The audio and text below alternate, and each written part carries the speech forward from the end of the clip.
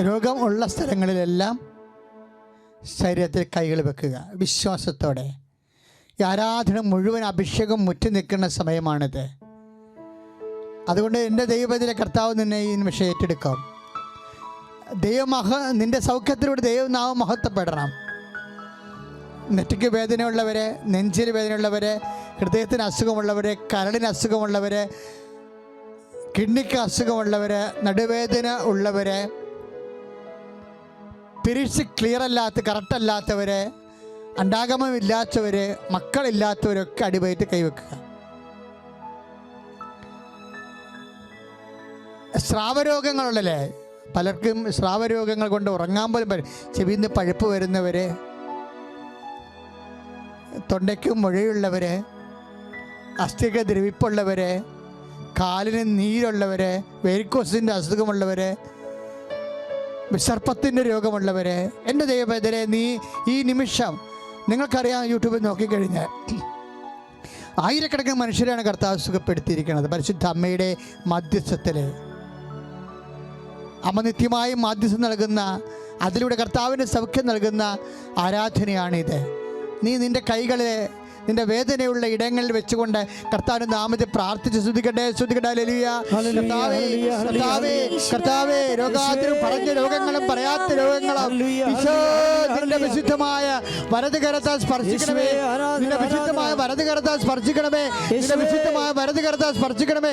ഈശോ ആണിപ്പെടുന്ന അത്ഭുത കരത്താൽ നാമത്തില് മാരക രോഗങ്ങള് തീരാവേദികള് യേശുവിന്റെ നാമത്തില് മാറിപ്പോകട്ടെ.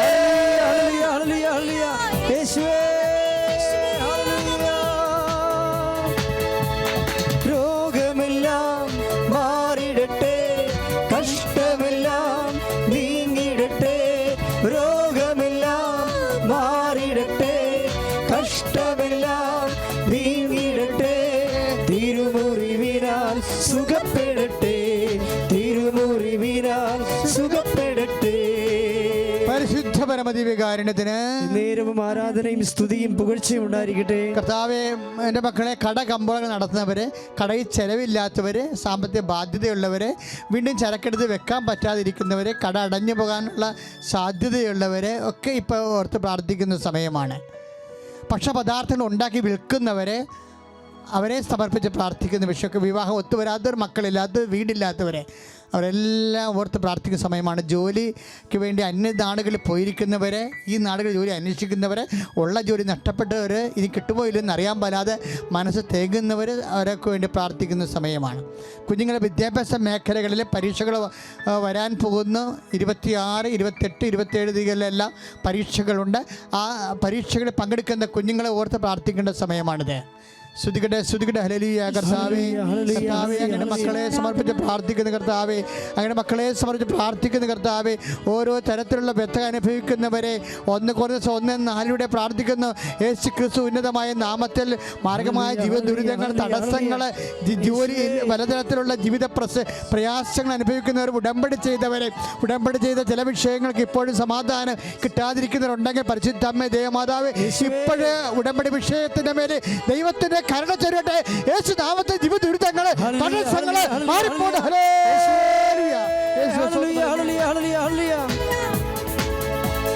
വിടുതലിൻ ആത്മാവേ എന്നിൽ നിറയണമേ, അഗ്നിതൻ അഭിഷേകമായി എന്നിൽ പടരണമേ. വിടുതലിൻ ആത്മാവേ എന്നിൽ നിറയണമേ, അഗ്നിതൻ അഭിഷേകമായി എന്നിൽ പടരണമേ. Praise the Lord. പ്രിയമുള്ളവരെ, സമാപനാശീർവാദം സ്വീകരിച്ച് അനുഗ്രഹിക്കപ്പെടുന്ന സമയമാണ്. കൈകൾ കൂപ്പി ശിരസ് നമിച്ച് ആശീർവാദവും അനുഗ്രഹവും ഈ നിമിഷം കർത്താവ് നിന്നെ സ്പർശിക്കുന്ന ഇടയമാണെന്ന് വിശ്വസിച്ചുകൊണ്ട് ആശീർവാദം സ്വീകരിക്കുക. 2 കൈകളെ ഉയർത്തി സ്വതന്ത്രമായി സ്തുതിച്ചുകൊണ്ട് ഈശോയുടെ ആശീർവാദം സ്വീകരിക്കാം. Hallelujah, hallelujah, hallelujah. യേശുവേ, യേശുവേ,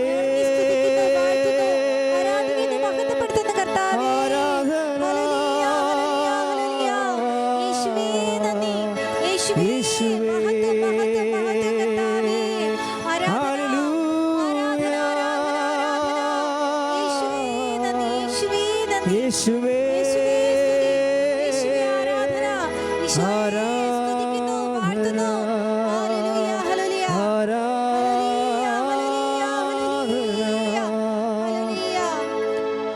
പരിശുദ്ധ പരമ ദിവ്യകാരുണ്യത്തിന് എന്നേരവും ആരാധനയും സ്തുതിയും പുകഴ്ചയും ഉണ്ടായിരിക്കട്ടെ. നിത്യസ്തുതിക്ക് യോഗ്യനായ പരിശുദ്ധ പരമ ദിവ്യകാരുണ്യത്തിന് എന്നേരവും ആരാധനയും സ്തുതിയും പുകഴ്ചയും ഉണ്ടായിരിക്കട്ടെ.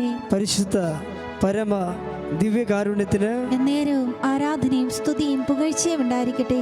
പരിശുദ്ധ പരമ ദിവ്യകാരുണ്യത്തിന് എന്നേരവും ആരാധനയും സ്തുതിയും പുകഴ്ചയും ഉണ്ടായിരിക്കട്ടെ. ആവേ ആവേ ആവേ മരിയ ആവേ ആവേ ആവേ മരിയ ആവേ ആവേ ആവേ മരിയ ആവേ ആവേ ആവേ മരിയ. പരിശുദ്ധ അമ്മ ജീവനോടെ പ്രത്യക്ഷപ്പെട്ട ഈ ആൾത്താരയിൽ ഞാൻ വന്നത് എൻ്റെ ഉടമ്പടി സാക്ഷ്യം പറയാനാണ്. എൻ്റെ പേര് കുഞ്ഞുമോൾ. ഞാൻ ഇടുക്കിയിലുള്ള അടിമാലിൽ നിന്ന് വരുന്നു. ഞാൻ ആദ്യമായി ഉടമ്പടി എടുത്തത് 2019 ഞാനൊരു അക്രസ്തവ കുടുംബത്തിലാണ്. എനിക്ക് ഉടമ്പടി എന്നാണെന്നൊന്നും അന്ന് അറിയാനും ആ നിയമം പാലിക്കാനും പറ്റിയില്ല. പിന്നെ കൊറോണ വന്നു, എൻ്റെ ഉടമ്പടിയൊക്കെ ഒഴിപ്പി എനിക്ക് വരാൻ സാധിച്ചില്ല. പിന്നീട് ഞാൻ ഈ 2024 സെപ്റ്റംബർ 5 വന്ന് ഉടമ്പടി എടുത്തു. പുതിയതായിട്ട് ഉടമ്പടി നിയോഗം 6 നിയോഗം എഴുതി ഞാൻ തിരിച്ചു വീട്ടിൽ ചെന്ന് ഉടമ്പടി പ്രാർത്ഥന സന്ധ്യയ്ക്ക് പ്രാർത്ഥിച്ചു. 16 വർഷമായി ഞാനും ഭർത്താവുമായി അകന്നു കഴിയുകയായിരുന്നു. 2 മക്കളും ഞാനും വാടകയ്ക്കാണ് താമസിച്ചത്. കാരണം എനിക്ക് യൂട്രസിന് ഒരു ഓപ്പറേഷൻ, യൂട്രസിലെ മുഴ എടുത്ത് മാറ്റിയതിനെ തുടർന്ന് 3 ഓപ്പറേഷൻ ചെയ്യേണ്ടി വന്നു. എനിക്ക് വീട്ടിൽ പോയി പൊരുത്തപ്പെട്ടു പോരാത്ത സാഹചര്യമായിരുന്നു.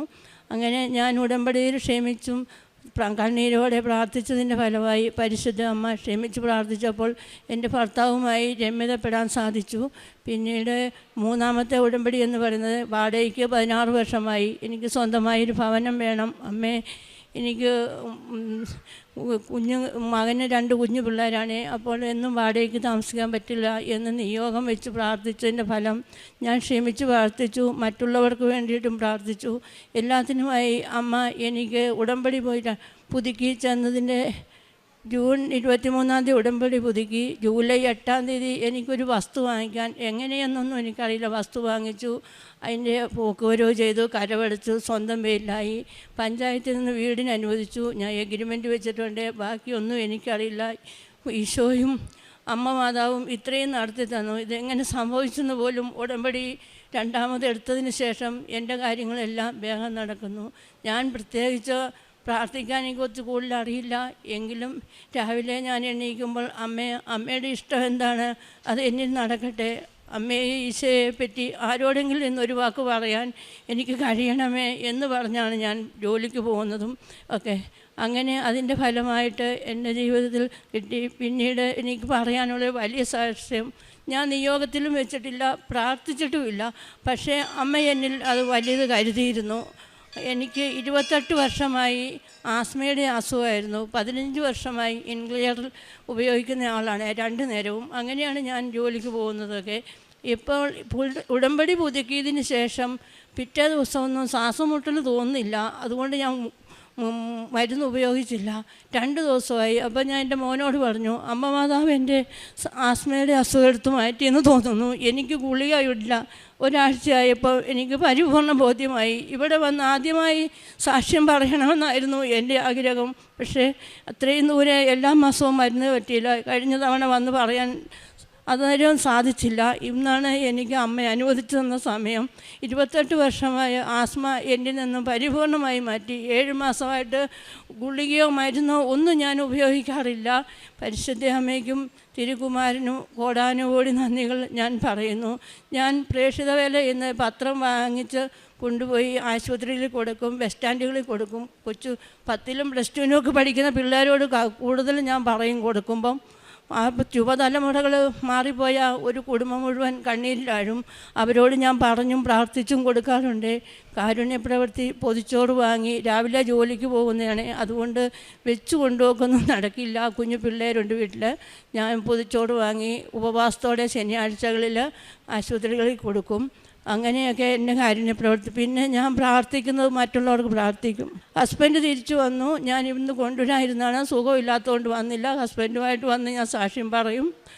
അതിനെ പിന്നെ ഇനി ഞാൻ എപ്പോഴും പ്രാർത്ഥിക്കുന്നത് മറ്റുള്ളവർക്ക് വേണ്ടിയാണ്. ഞാൻ എപ്പോഴും പ്രാർത്ഥിക്കും. ജോസഫ് അച്ഛൻ്റെ പ്രാർത്ഥന കാണുമ്പോഴും എല്ലാം ദൈവമേ, അച്ഛൻ അത്രയും പ്രാർത്ഥിച്ചത് കൊണ്ടാണ് ഇവരോട് അമ്മ ഇവിടെ പ്രത്യക്ഷപ്പെട്ടത്. അതുകൊണ്ടാണ് നമ്മളെല്ലാ മക്കളും അതിൽ വന്ന് അനുഗ്രഹം പ്രാപിക്കാൻ സാധിച്ചത്. അതുകൊണ്ട് അമ്മയ്ക്കും തിരുക്കുമാരനും പ്രത്യേകിച്ച് ജോസഫ് അച്ഛനും ഇവിടുത്തെ പ്രേക്ഷിത വേല ചെയ്യുന്നവർക്കും എല്ലാവർക്കും വേണ്ടിയിട്ട് ഞാൻ രാവിലെയും പ്രാർത്ഥിക്കുന്ന സമയത്തെല്ലാം ഞാൻ മനസ്സിലോർക്കും. അങ്ങനെയൊക്കെ എൻ്റെ ജീവിതം പോകുന്നു. പിന്നീട് ഞാൻ പറയാനുള്ളത്, എൻ്റെ വീട്ടിൽ 2 വർഷമായി ഒച്ച്, അത് എങ്ങനെയാണോ ഇവിടെയൊക്കെ പറയുന്നതെന്ന് അറിയില്ല, ഒച്ച് വന്നിട്ട് വീട്ടിലെപ്പോഴും പാത്രങ്ങളിലൊക്കെ കയറും. അതൊക്കെ നിയോഗത്തിൽ വെക്കാവോ അല്ല പ്രാർത്ഥിക്കാവോ എന്ന് നിസ്സാരമല്ലെന്ന് നിങ്ങൾ ഓർക്കും. പക്ഷേ എൻ്റെ ജീവിതത്തിൽ വീട്ടിലത് വലിയ പ്രശ്നമായിരുന്നു. കുഞ്ഞു കൊച്ചുണ്ട് 2 വയസ്സുള്ള, അവൻ മീനാണെന്നും പറഞ്ഞ് കയ്യിലെടുക്കും. അപ്പോൾ അങ്ങനെയൊക്കെ ആയപ്പോൾ ഞാൻ അമ്മയോട് പറഞ്ഞു, അമ്മേ, നമ്മൾ വെഞ്ചിരിച്ച ഉപ്പെടുത്ത് ഞാൻ വിതറി കൈയെത്തുന്നിടത്തൊക്കെ, അല്ലാതെ ഓട പോലെയുള്ളിടത്ത് ഞാൻ വെള്ളത്തിൽ കലക്കി തളിച്ചു. ഇത് ഒരു ജീവിയാണ്, എന്നെപ്പോലെ ജീവനുള്ളതാണ് അമ്മയും ഈശോയിന്ന്, അവരെയും ജന്മം ഉള്ളതാണ്. പക്ഷേ നശിച്ചു പോകണ്ട, എങ്കിലും ഞങ്ങൾക്ക് ശല്യമില്ലാതിരുന്നാൽ മതി അമ്മയെന്ന് പ്രാർത്ഥിച്ചു. ഇപ്പോൾ അത് എവിടെയെങ്കിലും ഒന്നിനെ മഴയുള്ളപ്പോൾ കണ്ടെങ്കിലായി. എന്താണേലും എനിക്ക് വളരെ സന്തോഷം. ഇനിയും ഞാൻ ഈ ആൾക്കാരെ സാക്ഷ്യം പറയാൻ വരും. പിന്നെ നിങ്ങളെല്ലാവരോടും പറയാനുള്ളത്, നമ്മൾ ഒരു നിയോഗങ്ങളും ആവലാദികളും എനിക്കിപ്പോൾ ഇല്ല. ഭർത്താവ് കൂടെ ഇല്ലായിരുന്നപ്പോഴും എൻ്റെ മാതാവ് ഈശോയും ഉള്ളതുകൊണ്ട് എന്നെ കണ്ടാൽ ഇവരൊക്കെ ഒരു ബുദ്ധിമുട്ട് അനുഭവിക്കുന്നതാണെന്ന് പറയാൻ അമ്മയും ഈശോയും അനുവദിച്ചിട്ടില്ല.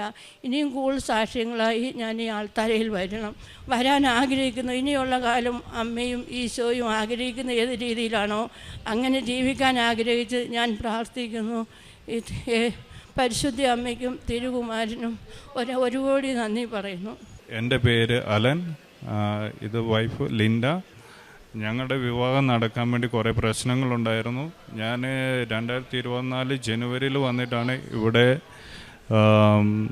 ഉടമ്പടി എടുക്കുന്നത്. ഉടമ്പടി എടുത്തു കഴിഞ്ഞിട്ട് അന്ന് തന്നെ എഴുതി വെച്ച് ഡിസംബറിന് മുമ്പ് എനിക്ക് ഒരു പാർട്ട്ണറെ കാണിച്ചു തരണമെന്ന്. അതേപോലെ കാണിച്ചു തരികയും അത് കഴിഞ്ഞിട്ട് ഞാൻ ഇവള് വിളിക്കുകയോ അങ്ങനത്തെ കൂട്ടൊന്നും ഉണ്ടായിരുന്നില്ല. ഇവള് ഭയങ്കര കരഞ്ഞ് എന്നെ വിളിക്കുക, എപ്പോഴും വിളിച്ചുകൊണ്ടിരിക്കും. ഞാൻ ഫോൺ എടുക്കത്തുണ്ടായിരുന്നില്ല.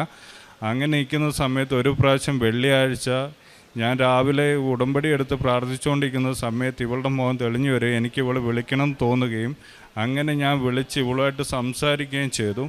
അത് കഴിഞ്ഞിട്ട് ഞങ്ങൾ ഇച്ചിരി സംസാരം കൂടിക്കഴിഞ്ഞപ്പോഴത്തേന് ഇവള് മലപ്പുറത്ത് തന്നെയായിരുന്നു ജോലി ചെയ്തുകൊണ്ടായിരുന്നത്.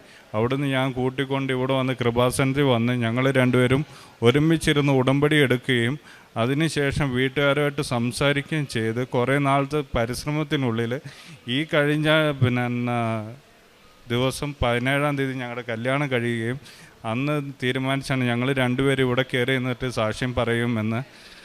അങ്ങനെ അത് സംഭവിച്ചു. പിന്നെ എൻ്റെ വീടിൻ്റെ കാര്യം, ഞാൻ പുതിയ വീട് പണിതു. അതിന് കാരണക്കാരി എൻ്റെ ചേച്ചിയാണ് ഇവിടെ വന്നിട്ട് ഉടമ്പടി എടുത്തത് ഫസ്റ്റ്. അവൾ ഉടമ്പടി എടുത്തതിന് ശേഷം മാത്രമാണ് ഞാനൊരു സ്ഥലം മേടിക്കുകയും അതിനകത്ത് തറക്കല്ലിടുകയും ചെയ്തു. അന്ന് വന്നപ്പോൾ ഞാൻ ഇത് എൻ്റെ വീടിൻ്റെ കാര്യം ഞാൻ എഴുതി വെക്കുമായിരുന്നു. ഇപ്പം ഞാനൊരു മനോഹരമായ നല്ലൊരു വീട് വെക്കുകയും അതിനകത്ത് കയറി കിടക്കാനുള്ള ഭാഗ്യം എനിക്ക് മാതാവ് തരികയും ചെയ്തു. ഇനി ഇവളും എൻ്റെ കൂട്ടത്തിൽ തന്നെ ഉടമ്പടി എടുത്തതാണ്. ഇതിന് മുന്നേ ഉടമ്പടി എടുത്താണ്. ഞങ്ങൾ 2 ഉടമ്പടി നിന്നതാണ്. ഞാൻ ഇവളുടെ കയ്യിൽ കൊടുക്കും. എൻ്റെ പേര് ലിൻഡ. ഞാൻ കോട്ടയത്തു നിന്നാണ് വരുന്നത്. ഇതെൻ്റെ ഹസ്ബൻഡാണ് അലൻ. ഞാൻ ഉടമ്പടി എടുക്കുന്നത് എൻ്റെ അമ്മ മുഖേനാണ്. ഞാൻ നേഴ്സാണ്, പൂനെയിലാണ് വർക്ക് ചെയ്തുകൊണ്ടിരുന്നത്. ആ സമയങ്ങളിൽ ഒരു ദിവസം ഞങ്ങൾ റൂം ഷിഫ്റ്റായി. ഞാൻ വേറൊരു ഹോസ്റ്റലിലെ ഒരു റൂമിലേക്ക് മാറിയപ്പോൾ അവിടെ പ്രാർത്ഥന റൂമിൻ്റെ ഒരു തട്ടയിൽ മാതാവിൻ ഉടമ്പടി തൈലം ഇരിക്കുന്ന കണ്ട്. അങ്ങനെയാണ് ഞാൻ ആദ്യമായിട്ട് കൃപാസന മാതാവിനെ പറ്റി അറിയുന്നത്. ഉടമ്പടി തൈലം പുരട്ടി പ്രാർത്ഥിച്ച് തലവേദന മാറിയ പിന്നെയാണ് ഞാൻ മാതാവിനെ പറ്റി കൂടുതൽ അറിയാൻ ശ്രമിച്ചത്. അങ്ങനെ ഞാൻ വീട്ടിലേക്ക് വിളിച്ചു പറയുകയും അമ്മ ഇത് കൃപാസനത്തെ പറ്റി അന്വേഷിക്കുകയും അമ്മ കൃപാസനത്തിൽ വരികയും ഉടമ്പടി എടുക്കുകയും ചെയ്താണ്. അമ്മയ്ക്ക് കിട്ടിയ അത്ഭുതങ്ങളും രോഗസൗഖ്യങ്ങളും പറഞ്ഞാണ് ഞാൻ നാട്ടിൽ വന്നത്, ഉടമ്പടി എടുക്കുന്നത്. ഉടമ്പടിയിൽ പ്രാർത്ഥിച്ചുകൊണ്ടിരിക്കുന്ന സമയത്ത് ഞാൻ ദുബായിലേക്ക് പോകാനുള്ള പരീക്ഷ എഴുതി, പാസ്സായി. പക്ഷേ പേപ്പർ വർക്കുകളെല്ലാം സ്റ്റാർട്ട് ചെയ്ത് പൈസ അടച്ചിട്ട് തടസ്സങ്ങളായിരുന്നു, എനിക്ക് പോകാൻ സാധിച്ചില്ല. ഞാൻ മാസങ്ങളോളം അതിനു വേണ്ടി കാത്തിരുന്നു. എൻ്റെ ജോലി മുടങ്ങി, എനിക്ക് പോകാൻ പറ്റിയില്ല. വിസയൊന്നും വന്നില്ല, കൊടുത്ത പൈസയെല്ലാം നഷ്ടമായി. അങ്ങനെ ഞാൻ ഒത്തിരി വേദനിച്ച് പിന്നെയും ഞാൻ കൃപാസനത്തിൽ വന്ന് പ്രാർത്ഥന കണ്ടിന്യൂ ചെയ്തുകൊണ്ടേയിരുന്നു. പ്രേക്ഷിത പ്രവർത്തനം ഞാൻ നേഴ്സ് ആയതുകൊണ്ട് തന്നെയും രോഗികൾക്ക് ഒട്ടും പൈസ ഇല്ലാതെ വരുന്ന രോഗികൾക്ക് എൻ്റെ ഭാഗത്തു നിന്ന് ഞാൻ ചെക്കപ്പൊക്കെ BP അങ്ങനെ വൈറ്റൽസൊക്കെ ഫ്രീ ആയി ചെയ്തു കൊടുക്കാൻ തുടങ്ങി, ആരും അറിയാതെയൊക്കെ. പിന്നെ ചോറ് ഞാൻ പൂനെയിൽ വർക്ക് ചെയ്തിരുന്ന ആ സ്ഥലങ്ങളിൽ ഈ ആരോരും ഇല്ലാത്ത വഴിയോരത്തുള്ളവർക്ക് പൊതിച്ചോറ് വിതരണം ചെയ്യുന്ന, അങ്ങനെ ഒരുപാട് ഇഷ്ടപ്പെടുന്ന ഒരാളാണ് ഞാൻ.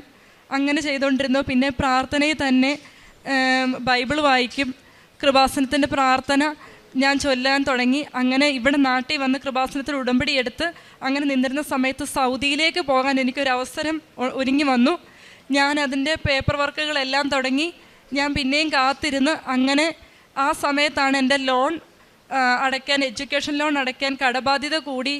അത് കേസായി, കോടതി വരെ എത്തി. പക്ഷേ എനിക്ക് പോകാൻ എങ്ങും സാധിച്ചില്ല. ആ സമയങ്ങളിൽ ഞാൻ പ്രാർത്ഥന തുടങ്ങിക്കൊണ്ടേയിരുന്നു.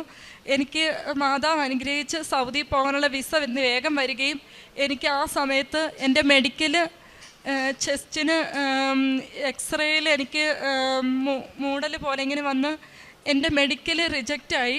ഞാൻ പിന്നെയും പ്രാർത്ഥിച്ചുകൊണ്ടിരുന്നു. വീട്ടിൽ ചെന്നപ്പോൾ അവർ വിളിച്ചിട്ട് പറഞ്ഞു മെഡിക്കലി ഫിറ്റാന്ന് ഞങ്ങൾ എഴുതി തരാം. അങ്ങനെ കടന്നു പോയി, പുറത്തേക്ക് പോയി. എനിക്ക് ആ ലോൺ അടച്ച് സൗദി ചെന്നിട്ടും മെഡിക്കലിൽ ഞാൻ പിന്നെയും റിജക്റ്റായി. ഞാൻ വിശ്വാസം കൈവിട്ടില്ല. ഞാൻ മാതാവിൻ്റെ കാശുരൂപവുമായി ഞാനവിടെ സൗദിയിൽ ചെന്നു. എനിക്ക് മെഡിക്കൽ കഴിഞ്ഞു. പിന്നെയും റൂമിൽ വന്നപ്പം ഫ്ലാറ്റിൽ വെച്ച് പിന്നെയും വിളിച്ചു. എന്നോട് പറഞ്ഞു മെഡിക്കൽ കുഴപ്പമില്ല, ലിൻഡ നാളെ വന്ന് ജോയിൻ ചെയ്തോളാൻ പറഞ്ഞു. അങ്ങനെ ജോലി ചെയ്ത് എനിക്ക് ആ ലോൺ അടച്ച് കംപ്ലീറ്റ് ചെയ്യാൻ പറ്റി. അന്ന് ഞാൻ മനസ്സിലോർത്തു ഞാനിത് മാതാവിനോട് വന്ന് സാക്ഷ്യപ്പെടുത്തുമെന്ന്. കല്യാണത്തെപ്പറ്റി പറയുകയാണെങ്കിൽ ഞാൻ അലനെ നേരത്തെ എനിക്ക് പരിചയമുള്ളതല്ല. ഞാനിവിടെ വന്ന് ഉടമ്പടി എടുത്ത ഉടമ്പടിയിൽ വെച്ചൊരാഗ്രഹമാണ് എന്നേക്കാളും കൂടുതൽ മാതാവിനെ സ്നേഹിക്കുന്ന ഒരാളെ എനിക്ക് ജീവിത പങ്കാളിയായി തരണേന്ന്. ആ ഇടയ്ക്കാണ് ഞാൻ സൗദിക്ക് പോകുന്നത്. ചേട്ടായിയും ആ സമയത്ത് തന്നെ ഈ കൃപാസനത്തിൽ വന്ന് പ്രാർത്ഥിച്ചായിരുന്നു, മാതാവിൽ അടിയുറച്ച് വിശ്വസിച്ച് നിൽക്കുന്ന ഒരു ജീവിത പങ്കാളിയെ കിട്ടണമെന്ന്. ചേട്ടായിക്ക് കല്യാണം ഒന്നും ആലോചിച്ചിട്ടൊന്നും നടക്കുന്നില്ലായിരുന്നു. അങ്ങനെ അവിടെ ചെന്നിട്ട് ഞങ്ങൾക്ക് വന്ന ഈ ആലോചനയിൽ 2 പേര് സംസാരിച്ചപ്പോഴാണ് കൃപാസനത്തിൽ ഉടമ്പടി എടുത്തതെന്നറിഞ്ഞ് ഞാൻ ഒത്തിരി മാതാവിനോട് അന്നേരം നന്ദി പറഞ്ഞു. എനിക്ക് ഒരുപാട് ആലോചനകൾ നോക്കിയിട്ടൊന്നും ഓരോന്നേ വന്ന് ഉറക്കും പോകും അങ്ങനെയായിരുന്നു. അപ്പോഴാണ് ഇങ്ങനെ ഒരു മാതാവിൽ നിൽക്കുന്ന കൃപാസനത്തിൽ ഉടമ്പടി എടുത്ത്. അപ്പം ഞാൻ ചോദിച്ചു ഏത് സമയത്താണ് ഇവിടെ വന്നേ. അപ്പം ഞങ്ങൾ നോക്കിയപ്പോൾ ഞങ്ങൾ വന്നതും ഒരേ സമയത്തായിരുന്നു, ഒരുമിച്ചായിരുന്നു ഞങ്ങളുടെ ആഗ്രഹങ്ങളും ആവശ്യങ്ങളും എല്ലാം പറഞ്ഞിരുന്നതും. ഒരു ദിവസം വെള്ളിയാഴ്ച രാവിലെ ചേട്ടായി 5:30 കേട്ട് പ്രാർത്ഥിക്കുന്ന സമയത്ത് മാതാവ് ചേട്ടായിയോട് പറയുകയുണ്ടായി, നിനക്ക് ആ ലിൻഡയെ തന്നെ മതി എന്നിങ്ങനെ പറഞ്ഞ് ചേട്ടായി മനസ്സിലിങ്ങനെ പറഞ്ഞ് പെട്ടെന്ന് എന്നെ പതിവില്ലാതെ വിളിക്കുകയായിരുന്നു. ഈ നവംബർ 17 കല്യാണം നടന്നത്. എല്ലാത്തിനും മാതാവിനും ഈശോയ്ക്കും 1000 നന്ദി. ഈശോപ്പായിക്കും കൃപാസന മാതാവിനും 1000 കോടി നന്ദി പറയുന്നു. എൻ്റെ പേര് ഷേർലി. ഞാൻ കോതമംഗലം രൂപതയിൽ കുളപ്പുറം ഇടവകയിൽ നിന്ന് വരുന്നു. എനിക്ക് കിട്ടിയ അനുഭവ സാക്ഷ്യമാണ് ഞാനിവിടെ പറയുന്നത്. ഒന്നാമതായി ഞാനൊരു വീട് ഉണ്ടാക്കിയായിരുന്നു. അതിന് 40 ലക്ഷം രൂപയോളം കടമുണ്ടായിരുന്നു. ഞാൻ ഉടമ്പടി എടുത്തതിന് ശേഷം അച്ഛനെ വന്ന് കാണുകയും അച്ഛൻ എനിക്കൊരു ലോക്കറ്റും തന്നു. അതിനുശേഷം അച്ഛൻ പറഞ്ഞു ഉപ്പ് പറമ്പിൻ്റെ 4 സൈഡിലും ഇട്ട് വിശ്വാസപ്രമാണം ചൊല്ലി പ്രാർത്ഥിക്കുവാൻ പറഞ്ഞു. ഞാൻ അതുപോലെ ലോക്കറ്റ് പറമ്പിൻ്റെ നടുക്കിൽ കുഴിച്ചിടുകയും ഉപ്പ് പറമ്പിൻ്റെ 4 വശത്തും ഇട്ട് വിശ്വാസ പ്രമാണം ചൊല്ലി പല പ്രാവശ്യം പ്രാർത്ഥിക്കുകയും ചെയ്തതിൻ്റെ ഫലമായി ആ സ്ഥലം നല്ല വിലയ്ക്ക് വിൽക്കുവാൻ സാധിച്ചു. എൻ്റെ കടമെല്ലാം വീട്ടിൽ കിട്ടി. രണ്ടാമതായിട്ട് എനിക്ക് 3 വർഷത്തോളമായി അലർജിയുടെ ചുമയുണ്ടായിരുന്നു. ഡോക്ടർമാർ മരുന്ന് തരും, കഴിച്ചുകൊണ്ടിരിക്കുമ്പോൾ ഒരു കുഴപ്പവുമില്ല. നിർത്തിക്കഴിഞ്ഞ് 2 ദിവസം കഴിയുമ്പോൾ പിന്നെയും ചുമ വരും. ഞാൻ ഇവിടുന്ന് കിട്ടിയ തൈലം വിശ്വാസപ്രമാണം ചൊല്ലി തൊണ്ണയെ വരച്ചു പ്രാർത്ഥിക്കുകയും വെഞ്ചിരിച്ച് ഉപ്പിട്ട വെള്ളം കുടിക്കുകയും ചെയ്തതിൻ്റെ ഫലമായി അലർജി എന്ന ചുമ നിശേഷം മാറിക്കിട്ടി. അതിനുശേഷം ഡോക്ടറെ കാണാൻ ചെന്നപ്പോൾ ഡോക്ടർ ചോദിച്ചു, ചുമ ഇപ്പം എങ്ങനെയുണ്ട്? ഞാൻ പറഞ്ഞു, അതില്ല, അത്ഭുതമായിരിക്കുന്നല്ലോ, ഇതെങ്ങനെ സംഭവിച്ചു എന്ന് എന്നോട് ചോദിച്ചു. മൂന്നാമതായിട്ട് എനിക്ക് 42 സെൻറ്റ് സ്ഥലം കണ്ടമുണ്ടായിരുന്നു. 40 വർഷമായി അത് പോക്കുവരും ഒന്നും ചെയ്തില്ലായിരുന്നു. പേരൻസൊക്കെ മരിച്ചു പോയി, നമ്മളിതിൽ ശ്രദ്ധിച്ചില്ല. പേരൻസൊക്കെ മരിച്ചു പോയി കഴിഞ്ഞ് ഞാൻ നോക്കിയപ്പോൾ ഇതിന് പോക്കുവരും ഒന്നും ചെയ്തിട്ടില്ല. 3 വർഷത്തോളം ഞാൻ താലൂക്കിലും വില്ലേജിലുമായി നടന്ന് ഞാൻ മടുത്തു. അവസാനം താലൂക്കിൽ നിന്ന് വന്ന് ആ കണ്ടമൊക്കെ അളന്നു നോക്കി. സംഗതിയൊക്കെ ശരിയാണ്, പക്ഷേ ഈ സ്ഥലം പൂർവിയുടെ ആരോടെയൊക്കെ പേരിലാണ് കിടക്കുന്നത്, നിങ്ങൾക്ക് എഴുതി വെച്ചിട്ടുണ്ടെങ്കിലും അതൊന്നും ശരിയല്ല എന്ന് എന്നോട് പറഞ്ഞു. ഞാൻ ഇവിടെ വന്ന് അച്ഛനോട് അച്ഛൻ പറഞ്ഞു, ആ പറമ്പിൻ്റെ 4 വശത്തും ഉപ്പിട്ട് വിശ്വാസപ്രമാണം ചൊല്ലി പ്രാർത്ഥിക്കുക, അതിനുശേഷം ഈ ലോക്കറ്റ് പറമ്പിൽ കുഴിച്ചിടുകയും ചെയ്യുക എന്ന് പറഞ്ഞു. ഞാൻ അതുപോലെ ചെയ്തു. എന്നിട്ട് ഞാൻ വില്ലേജ് ഓഫീസിൽ ചെന്നു. ഞാൻ വില്ലേജ് ഓഫീസിൽ വെഞ്ചിരിച്ച് ഉപ്പിട്ട് വിശ്വാസപ്രമാണം ചൊല്ലി അവിടെ പ്രാർത്ഥിച്ചുകൊണ്ടിരുന്നു. കൃപാസനം മാതാവിൻ്റെ ലോക്കറ്റ് കൈ പിടിച്ച് പ്രാർത്ഥിച്ചു. അപ്പോൾ വില്ലേജ് ഓഫീസർ പറഞ്ഞു, 1 അരമണിക്കൂർ കഴിയട്ടെ, ഇത്രയും മനുഷ്യരിവിടെ ഇരിപ്പുണ്ട്, താങ്കൾ കുറേ ദിവസങ്ങളായില്ലേ നടക്കാൻ തുടങ്ങിയിട്ട്, നിങ്ങളവിടെ ഇരിക്കാൻ പറഞ്ഞു. ഞാൻ 1 മണിക്കൂറോളം ഇരുന്നു. എല്ലാവരും പോയി കഴിഞ്ഞപ്പോൾ വില്ലേജ് ഓഫീസർ പറഞ്ഞു, നിങ്ങളുടെ ഫയൽ ഞാൻ ഒന്നുകൂടെ നോക്കട്ടെ എന്ന് പറഞ്ഞു. അത് നോക്കിക്കഴിഞ്ഞപ്പോൾ പറഞ്ഞു, ഇത് ഭയങ്കര നൂലാമാല പിടിച്ച കേസാണ്, പലരുടെ പേരിലൊക്കെയാണ് ഇത് കിടക്കുന്നത്. 2 ദിവസം കഴിഞ്ഞ് വരാൻ പറഞ്ഞു. 2 ദിവസം കഴിഞ്ഞപ്പോൾ എന്നെ ഫോണിൽ വിളിച്ചു. എനിക്ക് ആ സ്ഥലം പോക്കുവരവ് ചെയ്ത് കിട്ടി.